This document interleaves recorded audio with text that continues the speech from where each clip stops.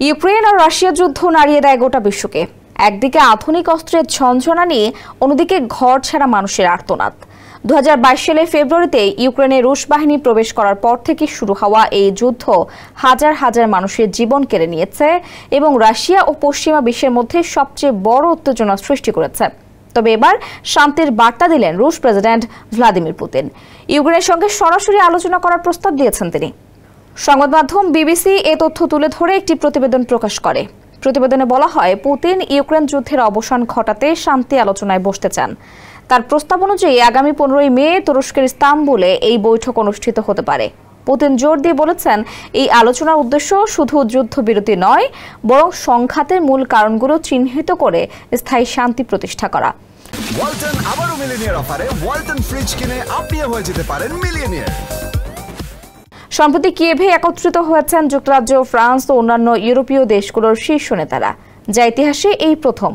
যুক্তরাজ্যের প্রধানমন্ত্রী Keir Starmer, ফরাসি প্রেসিডেন্ট ইমানুয়েল মাখোঁ সহ ইউরোপীয় নেতারা ইউক্রেনকে পূর্ণ সমর্থন জানান। কিয়েভে দাঁড়িয়ে তারা রুশ প্রেসিডেন্টকে আগামী সোমবারের মধ্যে 30 দিনের যুদ্ধবিরতিতে রাজি হওয়ার জন্য কঠোর আলটিমেটাম দেন।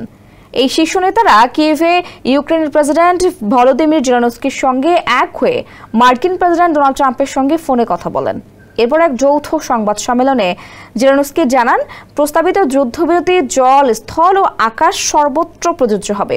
যদি রাশিয়া এই যুদ্ধবিরতিতে সাড়া না দেয়, তবে দেশটির ব্যাংক ও জ্বালানি খাতের উপর আরও কঠোর নিষেধাজ্ঞা আরোপ করা হবে বলে হুঁশিয়ারি দেওয়া হয়। অন্যদিকে ইউরোপীয় কমিশনের president Ursula von der Leyen স্পষ্ট করে জানান, শান্তি প্রতিষ্ঠার এই সুযোগ হারালে মস্কোর উপর ইউরোপ কঠোর অর্থনৈতিক অবরোধ আরোপ করতে বিন্দু মাত্র দ্বিধা করবে না।